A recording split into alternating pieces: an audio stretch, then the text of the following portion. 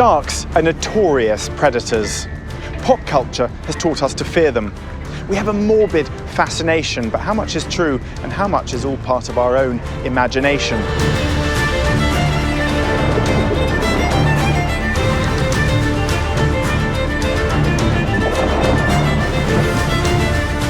We know that sharks face plenty of pressures, from bycatch and finning to other human impacts, but they also face their own battles from poor genetics and slow reproduction.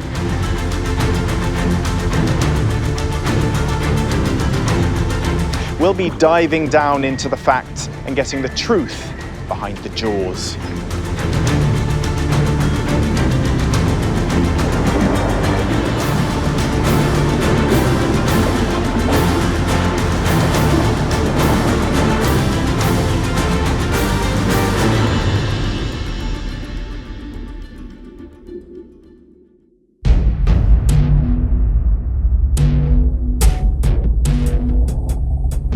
The African continent is home to some of the most varied and spectacular biodiversity, with landscapes ranging from rainforests to arid deserts.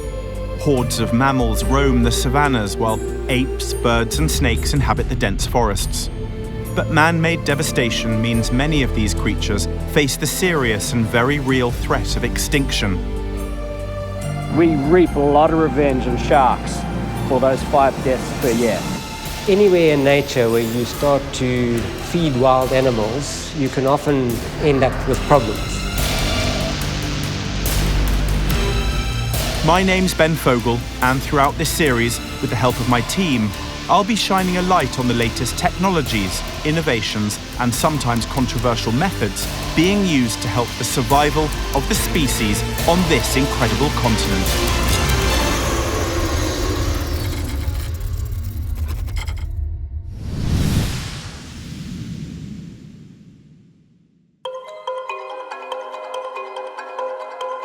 My first stop on this investigation into the plight of sharks is the coastal city of Durban, South Africa. All along the Indian Ocean, the KwaZulu-Natal coastline has some of the finest swimming beaches in the world and is an incredibly popular destination for tourists. With warmer water temperatures than most of the other South African beaches, this is a bather's paradise. But with that, the issue of human and shark interactions become more of a problem. This region has experienced shark attacks in the past and is now considered a shark hotspot.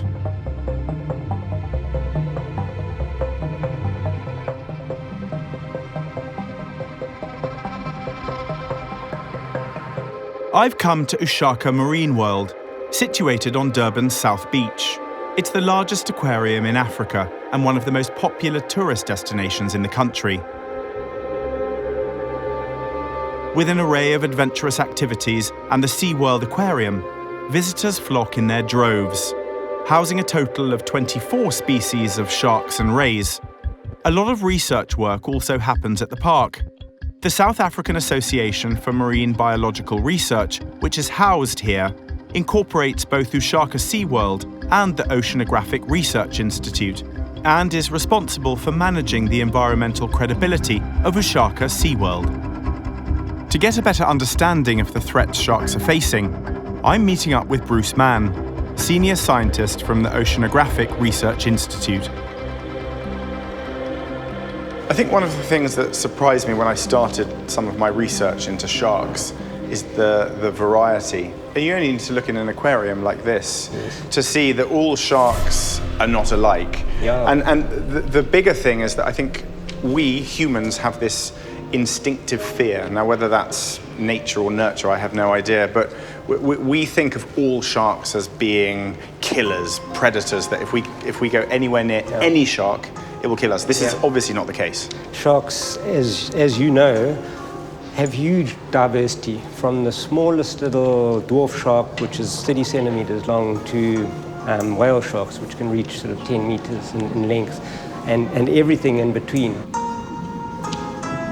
So this is quite a big question, but what role do they play in the oceans? Yeah, so I think our typical understanding of sharks and what we know of sharks are these big creatures that are moving around in the ocean, and they tend to play a very important role as apex predators in the oceans. So they will They will feed on smaller fish and sharks. They will tend to target the weak, the sick, and in which way they kind of keep the ocean healthy. So paint a picture now if they become extinct. If we have no more sharks in the ocean, what would we see happen over the next 10, 20 years?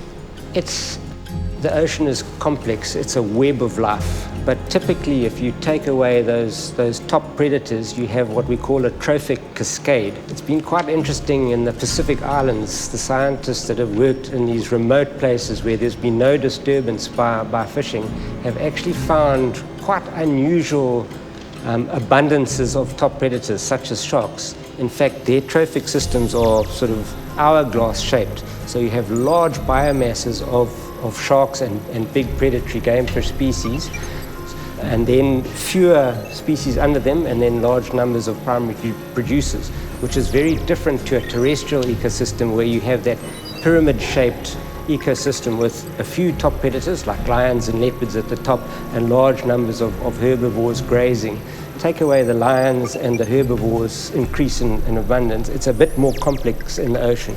Take those sharks away, things change differently, and we're not quite sure how. So just try and kind of give me the headlines of the pressures facing sharks and where those pressures come from. Probably the most visible and the most easy way of understanding what our impacts are from overfishing.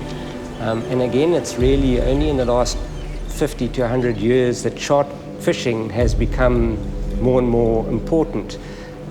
There are practices such as finning of sharks, where large numbers of sharks are caught using particularly longline, pelagic longline fishing, and the numbers suggest that there are over 100 million sharks killed by longline fishing a year around the world. It's a terrifying figure that's almost overwhelming. I can't quite get my head around 100 million, but I suppose what a lot of people would then say is that if there's 100 million sharks out there to be killed in the first place, surely we have enough. They can't be threatened, they can't be endangered. In the case of sharks, for example, this ragged-toothed shark that's swimming past us here, she will only produce 2 young every 2 years. So they have a very, very low reproductive turnover, and it's that low fecundity which makes them particularly vulnerable to overfishing. What are your thoughts on some of the nets that have been put up to protect swimmers, surfers? It's a controversial issue, and those netting programs or drumlining are there to try and reduce the chance of a swimmer being in the water at the same time as a potentially dangerous shark. The threats facing sharks are huge, with shark deaths worldwide totaling more than 100 million a year. That's more than 11,000 sharks killed every hour.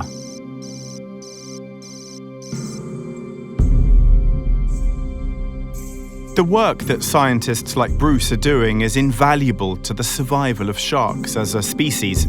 The question is, what more can be done? Where can we as humans create change?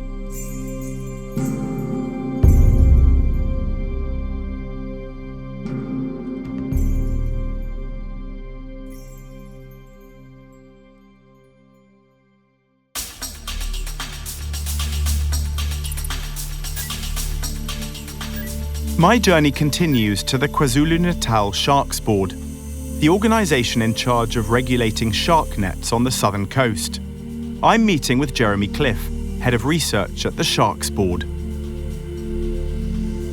The Sharks Board is a public organisation funded by the KwaZulu-Natal government. We were formed in 1964, and the sole reason for our formation was to coordinate protection at popular tourist beaches against shark attack. So you're very regionalised. Why is that? The reason why we restricted to the province of KwaZulu-Natal is because historically shark attack was not a problem in the other coastal provinces. It certainly was in KwaZulu-Natal. For example, in Durban, there were 21 shark attacks, of which 7 were fatal, between 1942 and 1951. And the city authorities realized that this was a major problem because it was having an impact on tourism, and they introduced shark nets along the beaches of Durban. At that stage, the Sharks Board hadn't been formed, but then we had subsequent shark attack problems at other popular swimming beaches to the north and south of Durban, and then it became a provincial rather than a municipal problem, and for that reason the Sharks Board was formed.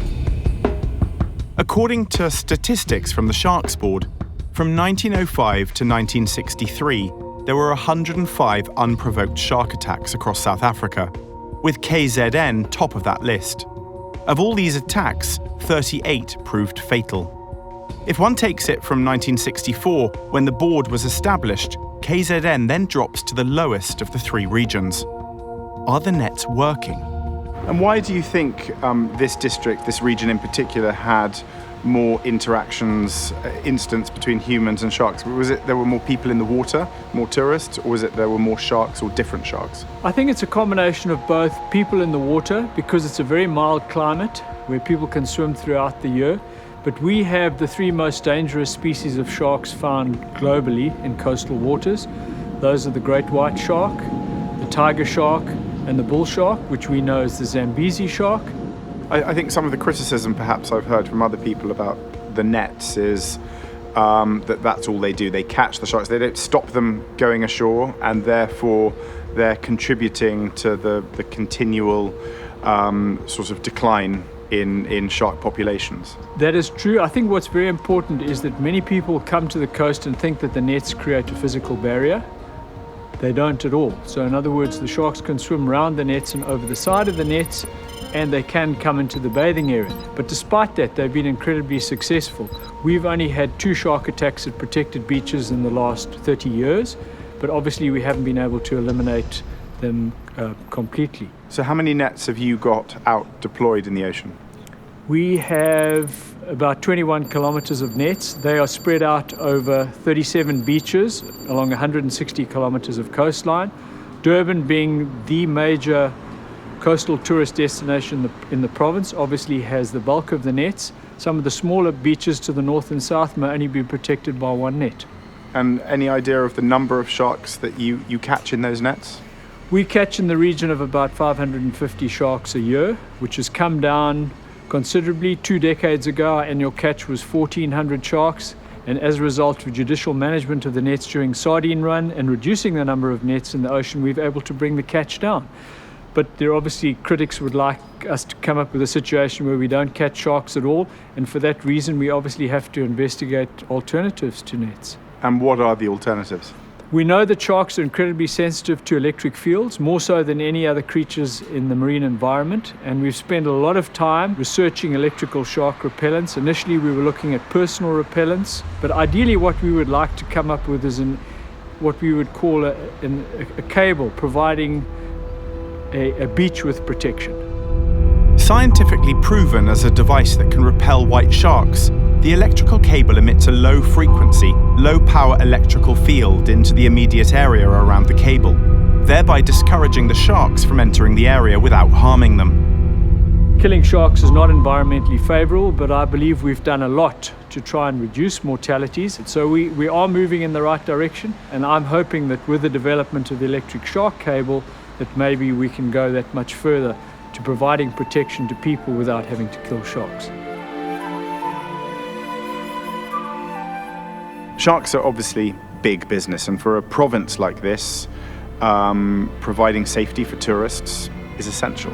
I get that. The whole of South Africa needs the dollar, the rand to come in to pay livelihoods.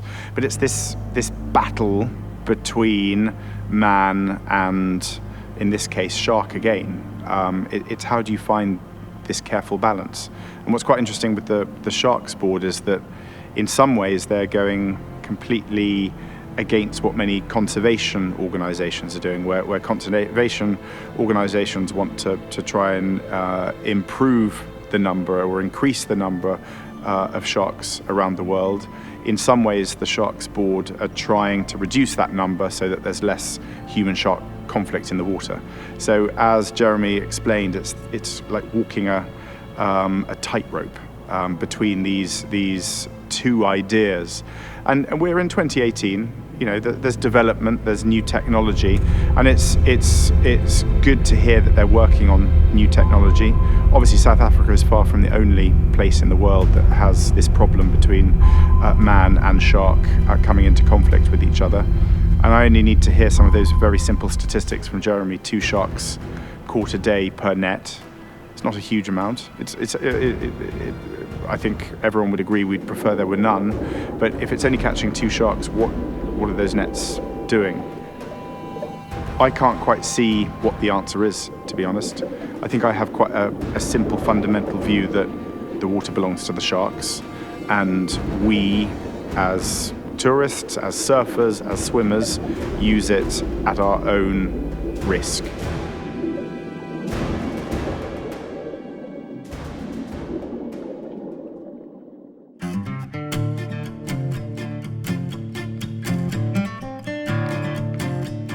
I now head south to Scotborough, 60 kilometres from Durban on the Indian Ocean coastline.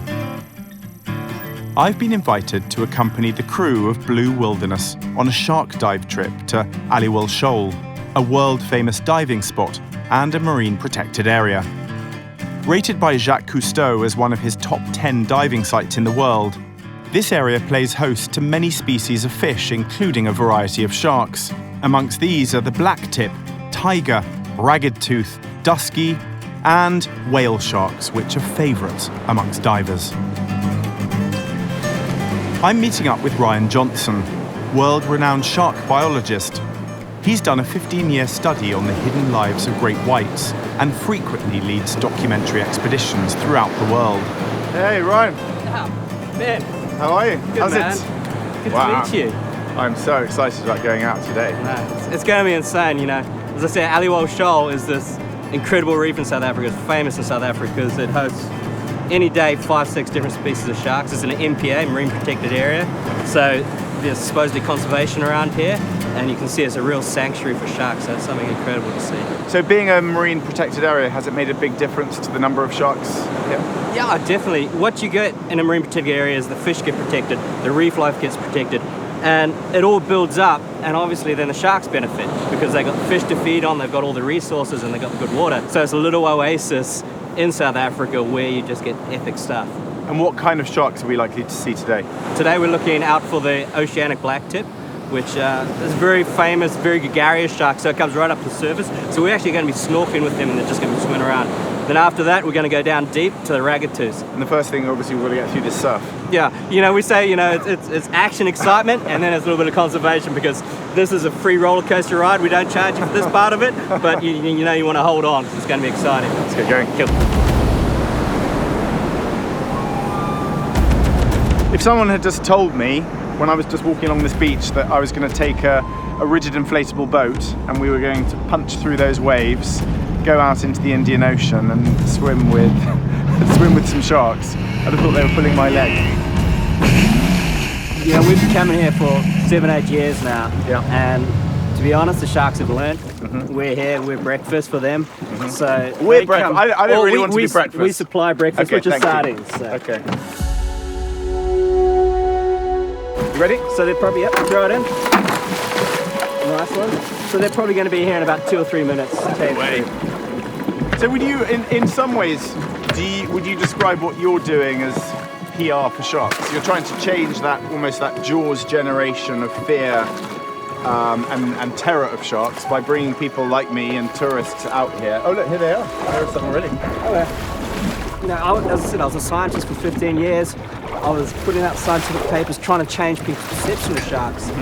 And I realized, you know, it was getting somewhere, but the magnitude of the impact you can have by simply taking somebody out, showing them a shark, showing them that they're not the man-eaters, is far more powerful than anything I could write, any publication could do out. So I love it. I think we're making a difference. So what kind of sharks are these? These are oceanic blacktips. Okay. And you know, for some reason, because they're so used to us, they come right up to the surface. When we hop in the water with them, they're going to brush alongside you. They're not going to bite you. They're after the sardines. So as long as you keep your hands locked away, because you don't want these fingers looking like sardines, then they're just going to swim around looking for sardines, looking to smell. I'd always wanted to go snorkeling, swimming with wild sharks here in South Africa. It's such an iconic part of the world for seeing the incredible wildlife. And to be able to get in the water with those sharks like that, you know, very large black tip sharks, was magical.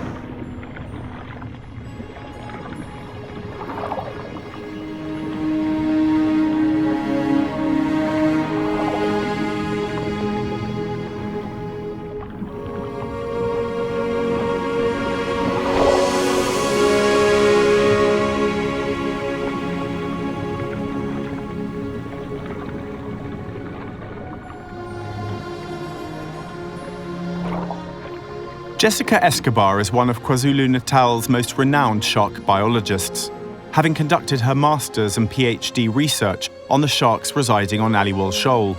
It's time to take a dive with the raggies. And as a researcher, when you go down, what are you looking for? Are you trying to identify specific behaviours where they are? Yeah, we'll definitely do a monitoring of the numbers, trying to see how many numbers we get in there. Females and males, so male ratio. And then we're also trying to see male and female hang out together. Mm-hmm. That's what we're seeing. But I want to make sure that actually, when they're mating, is two pair. And have you noticed changes in the behaviour across the shark species here? Yes, definitely. I have seen changes on black tips, on the Asian black tips, they're changing quite a bit. And then ragged tooth sharks, we're seeing that they're actually moving from the usual spots. They're actually moving to deeper waters and areas where it's not very popular for diving. Mm-hmm. Okay, you're going to go in first and have a little look, and then. Yes, I'll go in first, and then I would go down straight just so I don't meet the spot, and then you guys can meet me down there. Okay. Ready? And 2, 3, go!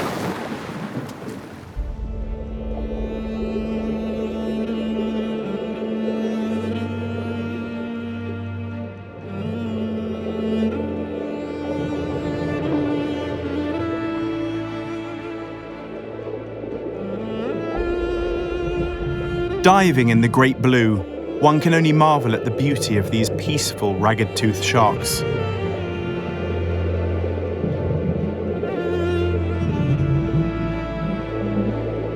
Man-eaters they are not, and with dwindling populations all around the world, marine protected areas like Aliwal Shoal won't be able to hold off the decrease in numbers. More needs to be done.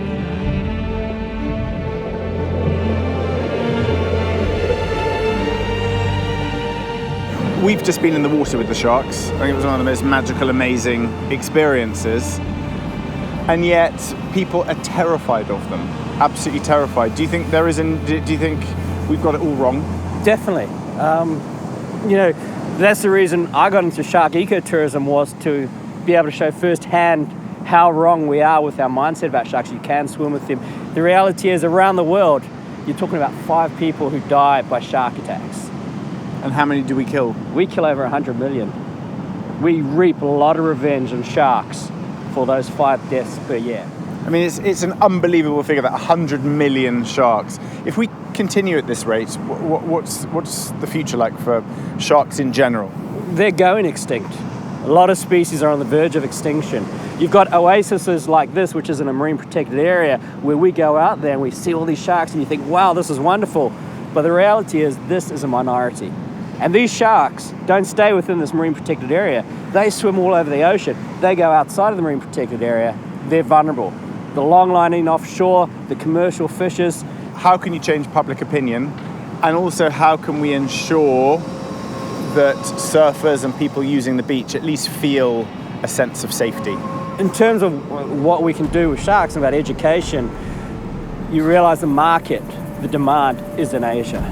And there's brilliant NGOs who have put in so much money, so much effort, so much education into hitting that market and saying, hey, sharks are going extinct, you need to cool it.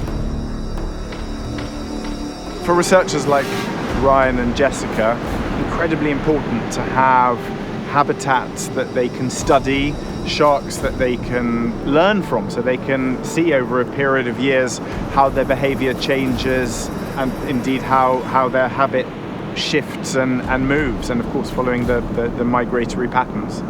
The chumming is a big question. It troubles me a bit, and Ryan explained that through research, chumming doesn't encourage unnatural behavior from sharks when it comes to surfers or other people using the sea. I find that a little hard to believe, and not that I'm doubting science and the research that they've done, but that was unnatural behavior there, the sharks all swimming around me. And encouraging any sort of creature, any wildlife, to do something that isn't natural, I think is slightly questionable.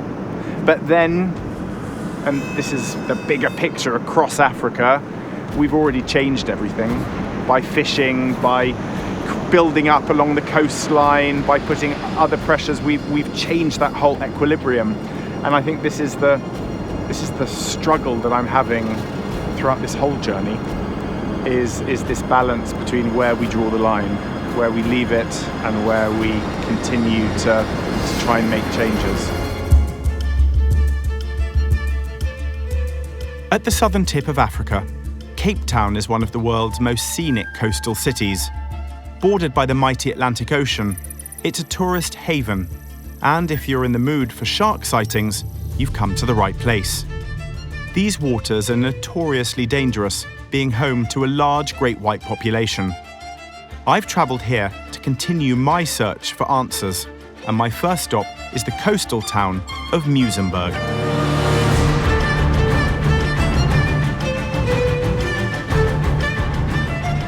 I'm now on the Atlantic coast, on a little south of Cape Town, and it's pretty dramatic scenery along here. Stunning, but also quite empty. Not a huge number of people using the beach and the coastline, but we passed a couple of fishermen, and I've no doubt as we reach different settlements along here, we'll find surfers, we'll find more and more people who use the oceans, which is quite appropriate because I'm off to visit an organisation called Shark Spotters, and they use a slightly different system to try and protect people from sharks. Shark Spotters is a pioneering shark safety and research organisation that's attracted international attention because of the way it proactively reduces interactions and conflict between recreational water users and white sharks. I'm meeting with project manager Sarah Waries. Started in 2004 in response to a spate of shark bite incidents and increased shark sightings, Shark Spotters is now the primary safety strategy used in Cape Town. It is a sustainable shark bite safety program. We have spotters positioned on the mountain on 8 beaches, which pose the highest risk in terms of shark activity. And the spotters call people out of the water, and really they're just trying to reduce what we call the spatial overlap between people and sharks. We're trying to stop people and sharks sharing the same space without resorting to destructive environmental methods like killing sharks. It sounds like it's still quite labour intensive. You've got a team of 45 people, you need physical spotters out. Are you hoping that perhaps technology, as it evolves and changes and develops, will enhance the work that you do? Yes, so we have already started incorporating drones into our operations, not for spotting as they have a limited battery life, but once we have spotted something, we'll send a drone out to confirm what it is, or if we have a member of the public report a sighting, then we will send out the drone so that we can see and confirm whether it is something that poses a potential threat to people. We're also looking at developing algorithms for fixed cameras that would be able to detect sharks. So we are looking to incorporate technology to provide a better service, but also a large part of what we do requires that human element to it. It's a lot of understanding when a shark poses a risk or not, what its behaviour is, whether we should clear the beach, and how we should communicate that to the public. So has this part of South Africa ever used the nets that are perhaps used up towards the Indian Ocean? No, we're very fortunate here that we've always taken a sustainable approach. The City of Cape Town believes that we need to find a balance between sharks and people, and so we have never had lethal shark control here. Prior to 2004, we didn't really have any means of preventing shark bites. And which species of sharks are you out spotting? Well, in Cape Town, the only potentially dangerous shark that we have is the great white shark, and we actually have the second largest aggregation of great white sharks in the world, the largest on the doorstep of a major city. We've got 4 million people living here. To get a clearer idea of how the spotters operate, I'm joining Monwa Sikweyija, a field manager who's been part of the programme since inception in 2004. So where are we heading now? We are now headed to Boys Drive. That's where we look out for sharks. Mm-hmm. And are we looking for elevation? Is that what you want, a high point to look down? Yes, that's how it works. You definitely need that elevation.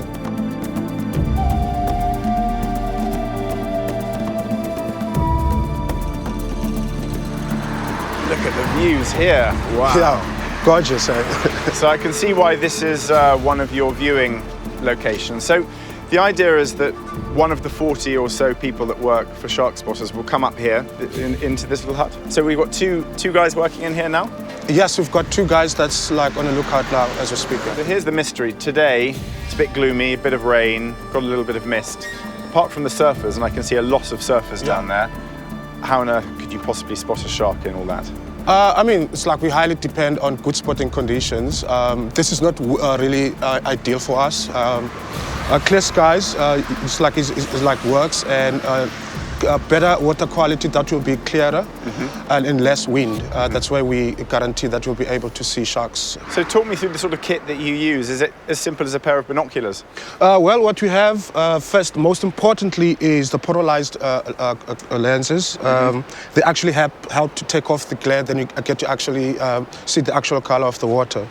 And then you'll have, like we have binoculars, and the two-way radio. So in case of a shark being spotted, like the spotter will radio down, and the alarm will be raised. So it's pretty loud. It's like it covers 5 kilometers, so you can still hear it from up here. Everyone hears it and everyone gets out of the water? Everyone hears it and everyone gets out. So on a day like this, how do you even begin to look? You've got all this water here. How do you even begin? Well, can I have a quick look and see whether this? Yeah, go for it.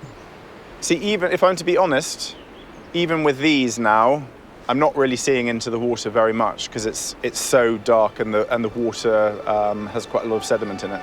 They talk about silhouette at times. Silhouette, okay. Yeah, and it's like the size of it's like of whatever shape that you're looking at. I'm amazed how many surfers there are out today. Yeah, it's good surf. Then you ask your question, it's like if these people are going to work or not. Do you like your job?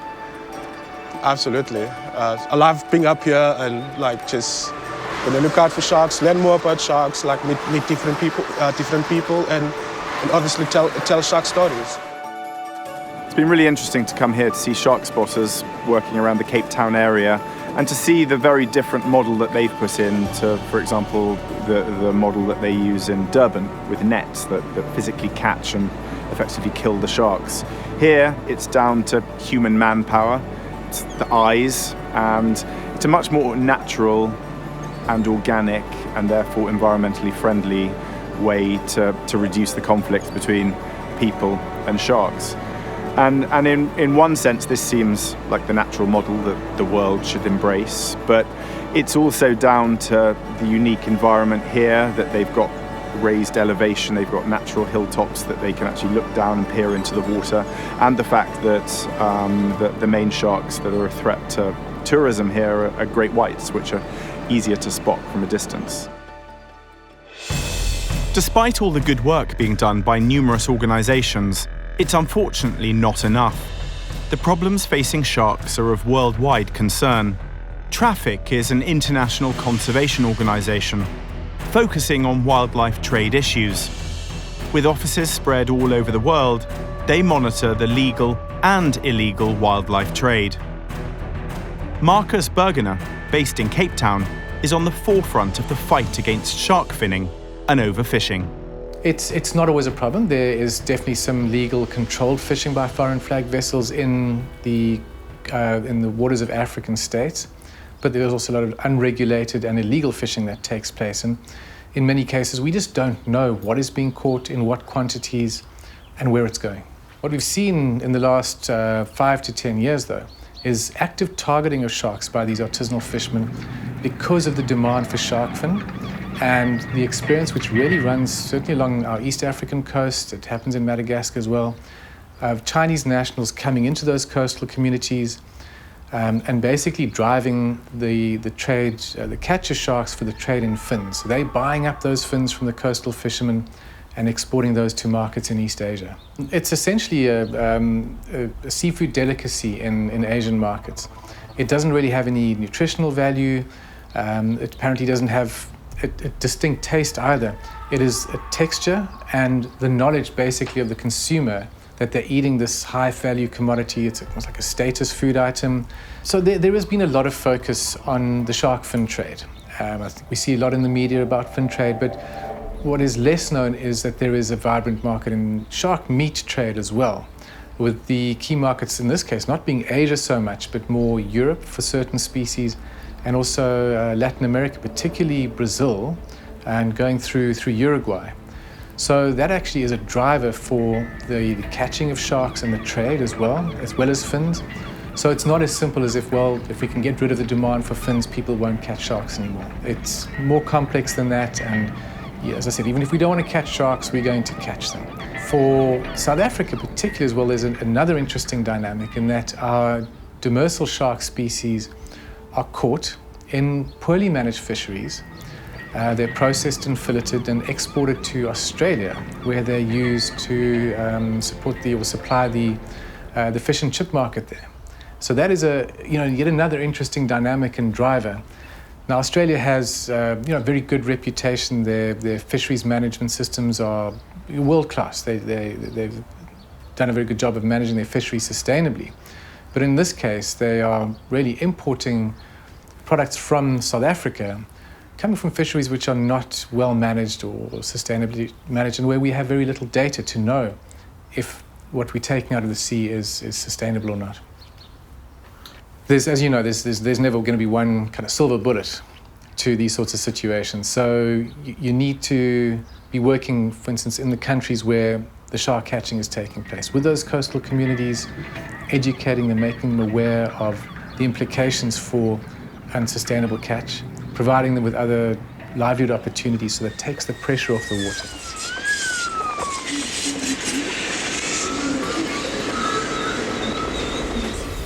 Gansbaai in the Western Cape is a coastal fishing town on the Atlantic coast. Being a local fisherman here is no easy task, with seasonal weather dictating where and when one can catch. Local fishermen from the area have been catching sharks for decades, and according to them, the impact is minimal and sustainable. Heinrich Lorenz is a fifth-generation fisherman who continues his family's proud tradition. When he's not catching fish, he's catching sharks.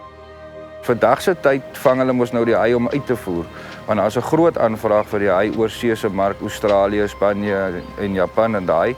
Dit is maar die rede hoekom ons die haai vang, want dit is goeie geld vir ons mense. Kyk, ons kry enigiets van 35 tot 40 rand per kilo vir ons jonger haai, en dan die groter haie kry ons so 22 rand per kilo. Dit is maar eintlik 3 maande in 'n jaar wat ons mense haai vang, en dit is minimaal. Ons impak is maar baie minimaal. Ons gooi ons anker op een plek af, en ons lok die haie wat in daai area is.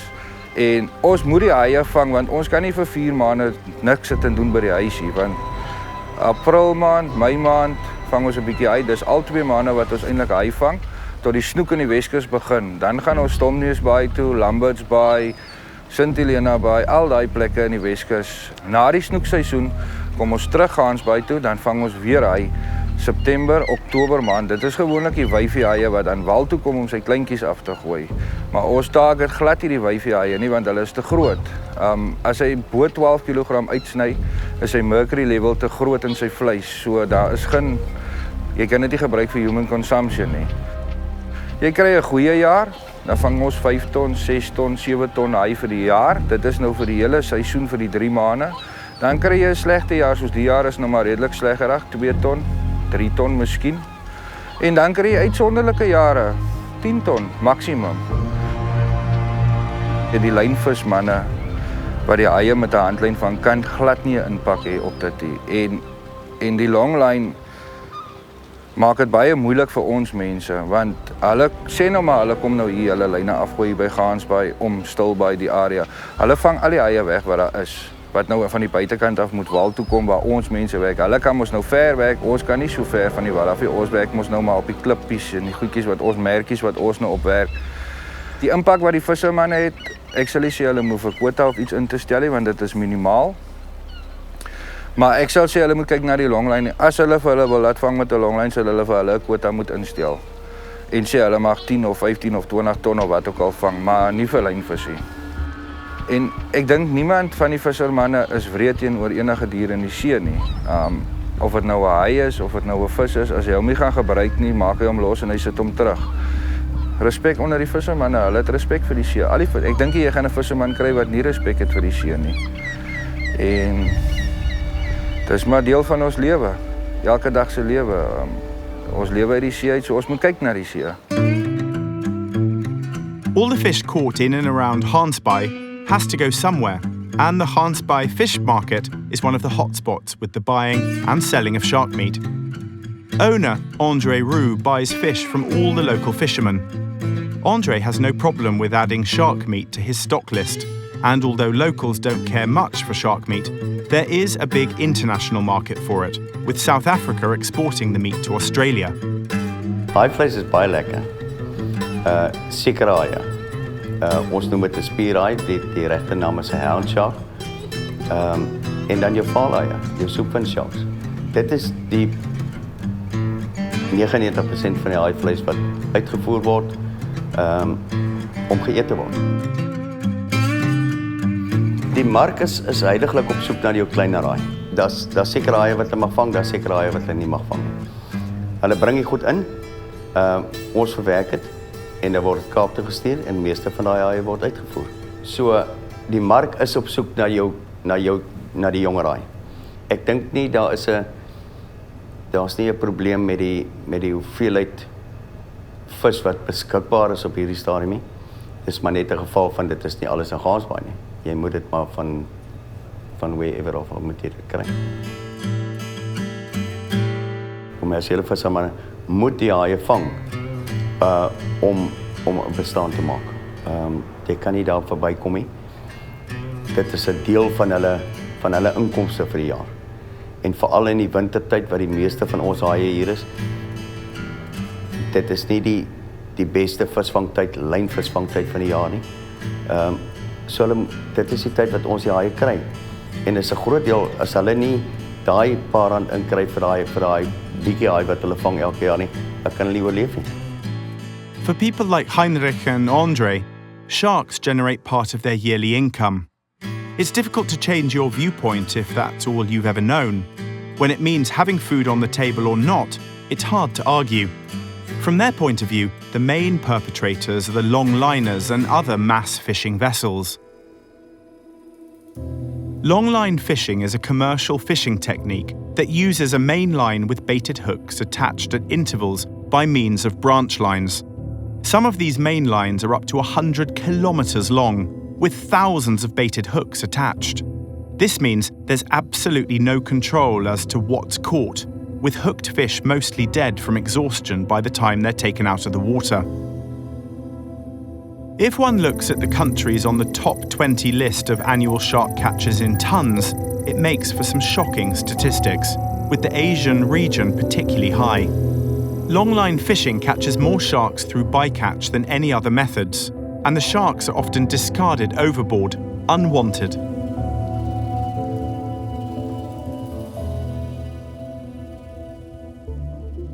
Back in Cape Town, I've had a tour around Muizenberg.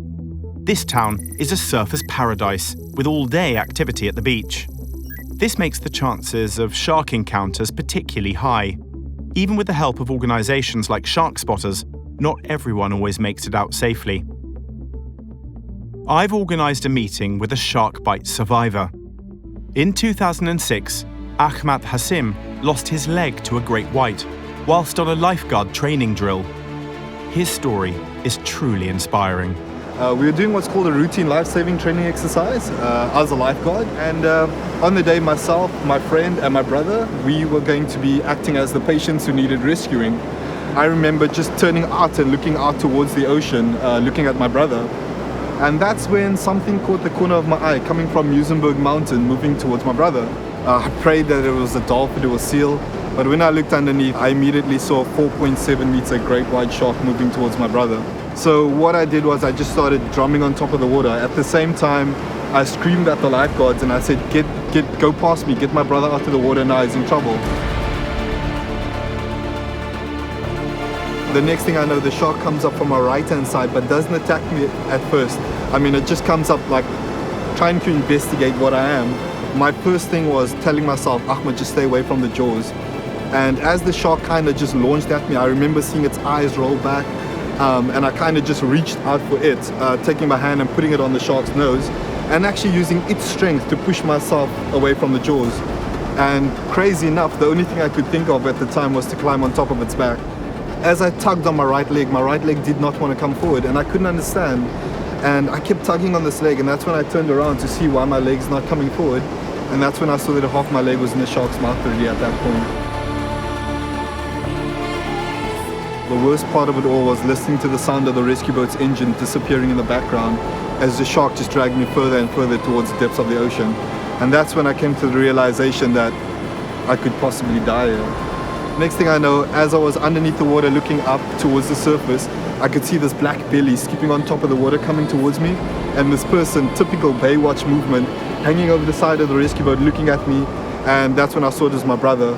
My brother immediately grabbed me by the arm like this and then pulled me into the rescue boat, jumped on top of me, closed my eyes with his one hand and just grabbed what was left over from my leg with his other hand. I mean, it's not often I'm lost for words. It's an unbelievable tale. I was playing for a semi-professional soccer team in South Africa, and I was hoping to one day play for the national squad.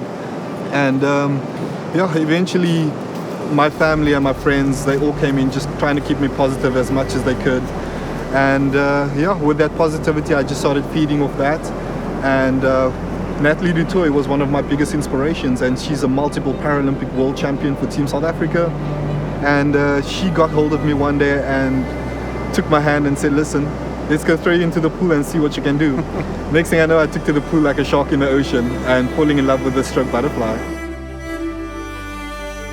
And what about your attitude to sharks then? I'm imagining someone who had their dreams stolen and someone who, forfeited a limb to a shark. You probably hate them. Not at all. Today, I mean, she still lives in our waters. Her name is... She's still there? Oh yeah, she's still there. She got a name? Her name is Scarlett because of the scar around her eye. I got to name her, which is absolutely such a great honor. Have you ever seen her? I do, yeah. She's doing absolutely well. Ahmed, amazing. Wow. Thank you so much, Ben. Thank you. I really appreciate it. Thank you. I find it really humbling and actually surprisingly emotional chatting to Ahmed, because here's a man who lost his leg to a shark, and it wasn't just his leg, it was his dreams. He wanted to compete in football professionally, and yet he has now become a shark advocate. He's campaigning around the world to sort of protect the same animal that nearly took his life. And I think there's something really rather beautiful and poetic about that. So while the shark, on one hand, stole his dreams, it also opened a whole new world of opportunities, now competing in the Paralympics. And I think there's a lot you can take away from that. I think he has profound respect, the fact that this habitat behind me should be shared.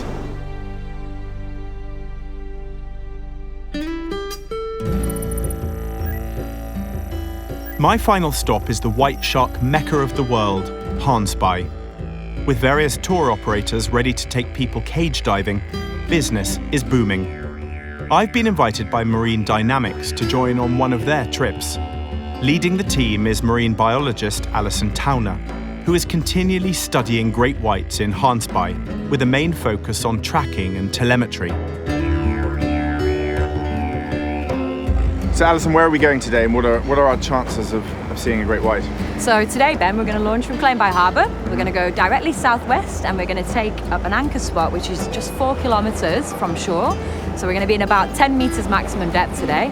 And this tends to be the place that has the highest chance of seeing white sharks in this area. And presumably the reason that there are so many white sharks around this region is all down to food. A lot of things do drive white shark movement, but prey particularly is a big driver. So absolutely, these bays in South Africa, these coastal bays, should naturally be full of food for white sharks. Different species of smaller sharks, skates, rays, and of course your seal pups. Before we even head out, is this good for shark conservation or bad for shark conservation? It's critical for shark conservation. So it's become popular because of the accessibility to the aggregation site primarily, but also the pricing, with the South African rand being quite kind of a weaker currency. But it's great for South African tourism, but more importantly, it's critical to the survival of the sharks. If we don't have the tourism around them, a lot like the mountain gorillas in Rwanda, the species just won't exist here. We head out into the heavy grey clouds. Apparently, great white sightings have been scarce in recent times, with stories of rogue orcas attacking the sharks and chasing them out of their territory. This has been cited as one of the reasons for less shark sightings. It's not been documented on film, but the photo evidence is shocking. The orcas are targeting the shark's liver, working together in packs to hunt them down.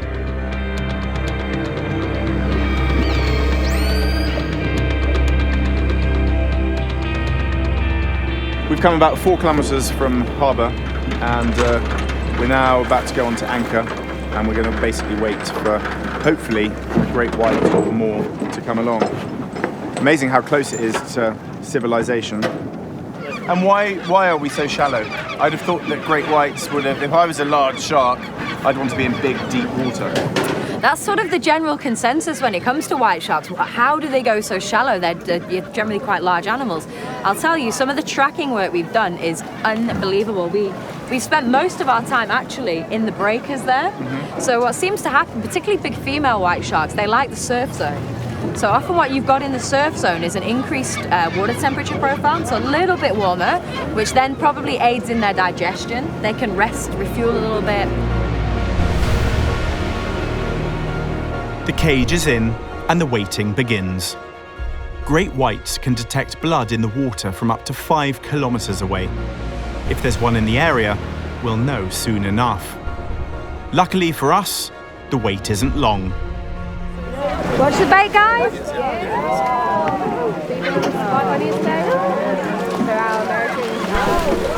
So we've got a male juvenile.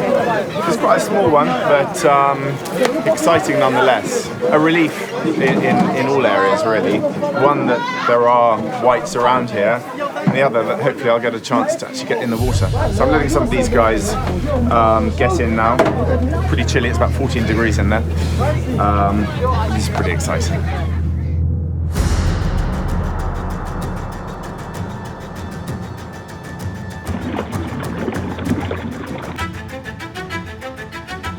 Seeing a great white underwater has always been a childhood dream of mine. Although in a cage, one still gets the feeling of excitement and wonder as the shark is lured close to the group.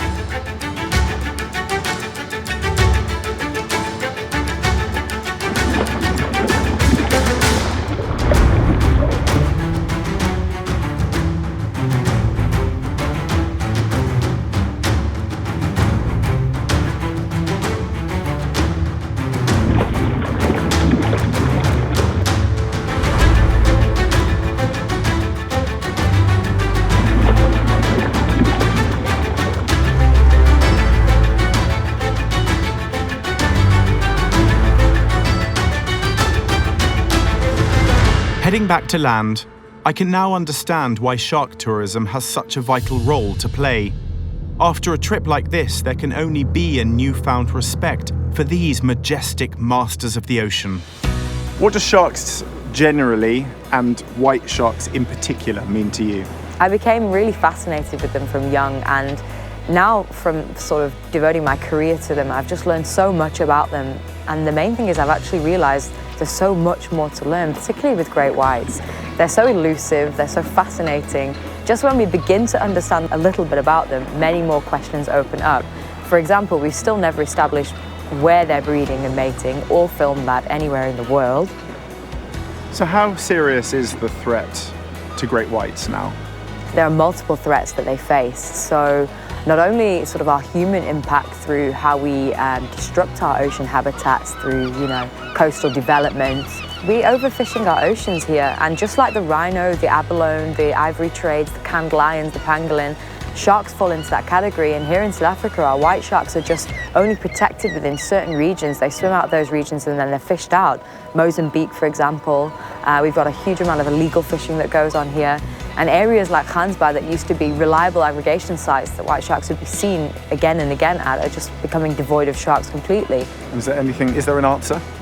One real change here that happened the last 10 years is the development of the ecotourism sector in Gansbaai. So this is a small fishing town by trade, but one really nice thing is that tourism has become a real income profit with this area. So we've got these incredible animals like our southern right whales, our white sharks that frequent these areas, and people pay money to go out and see them, and that money directly benefits the local economy. And that's a non-consumptive way to use marine life and to benefit from it and to create employment. And also, twofold, what it actually does, it creates awareness about these species, and people become ambassadors. They go back to their respective countries with real, positive conservation messages about these animals. Do you fear that in our lifetime we may see extinctions happening with species of shark? Sometimes in conservation, it's very easy to become eco-depressed, almost to feel like it's helpless and there's no answer. But I think that there's been real movements forward of late, particularly with social media, where awareness is key. And the more people that are enlightened to these issues, the more that we can make noise, and the more the noise we can make, the more that we can sort of almost lobby governments to try and make a difference.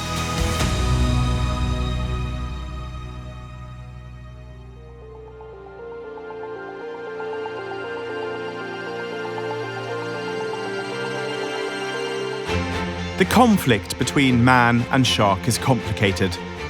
As human populations continue to expand, the pressure between humans and sharks will continue to increase.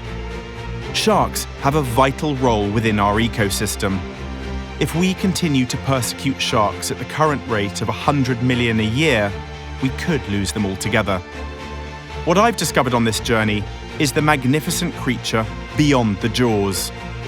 We must respect sharks, but we also need to protect them for the sake of our oceans.